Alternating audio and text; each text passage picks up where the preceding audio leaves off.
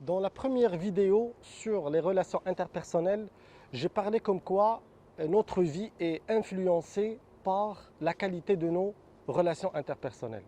Aujourd'hui, je vous livrerai le premier secret des relations interpersonnelles réussies. Et quelles sont les erreurs à éviter pour avoir ce secret et pour bien développer nos relations avec les autres. Le premier secret, c'est la bonne parole. Si nos relations interpersonnelles influencent grandement la qualité de notre vie, la qualité de nos relations est influencée beaucoup par la qualité de nos échanges, de nos communications.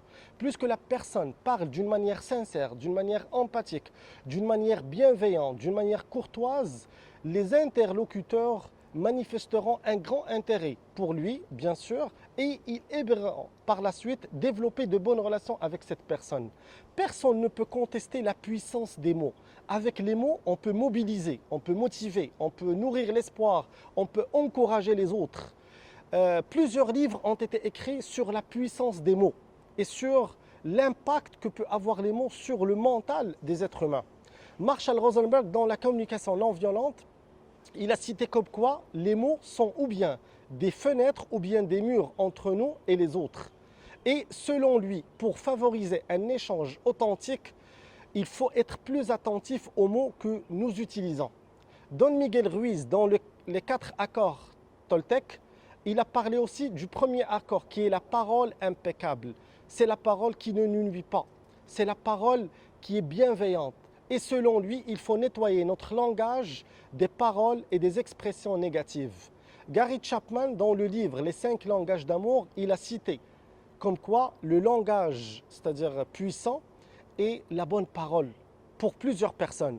Et il a dit les compliments verbaux et les mots d'appréciation sont un langage d'amour. Et selon lui, mettre l'accent sur le positif, beaucoup plus sur le négatif, ramène une spirale vertueuse.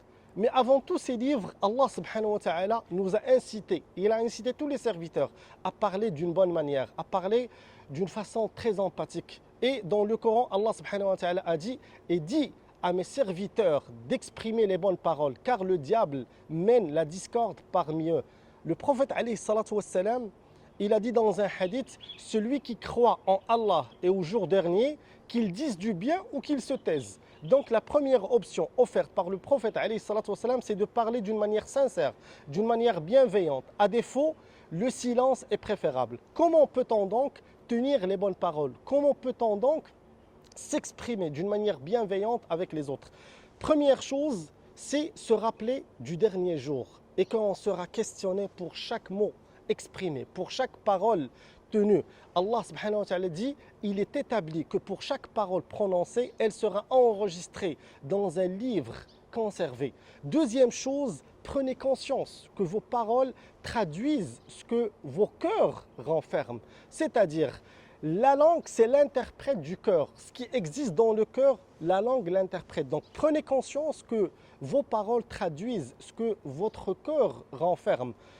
Vos paroles traduisent votre vraie personnalité. Troisième chose, évitez les suppositions, évitez les conjectures. Allah subhanahu wa ta'ala disait « Oh, vous qui avez cru, ne conjecturez pas trop sur autrui, car la conjecture est un péché, bien sûr. » Quatrième chose, évitez de monopoliser la discussion. Si vous voulez parler d'une manière bienveillante, n'essayez pas de monopoliser le droit de parole, c'est-à-dire dans toute discussion. Parce que le prophète, alayhi salam, il a dit qu'on ne peut parler que si on veut dire du bien. Et si on ne peut pas dire du bien, il est préférable qu'on garde le silence. Cinquième chose, c'est l'intelligence émotionnelle. Ne réagissez jamais à chaud.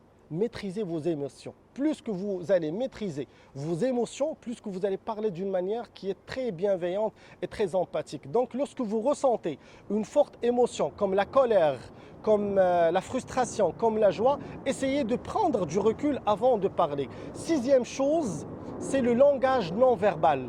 Faites attention à votre langage non verbal, à vos regards, à votre tonalité, votre timbre, votre débit de voix. Il est très important de faire attention au langage non verbal car il traduit énormément de choses au niveau de la communication.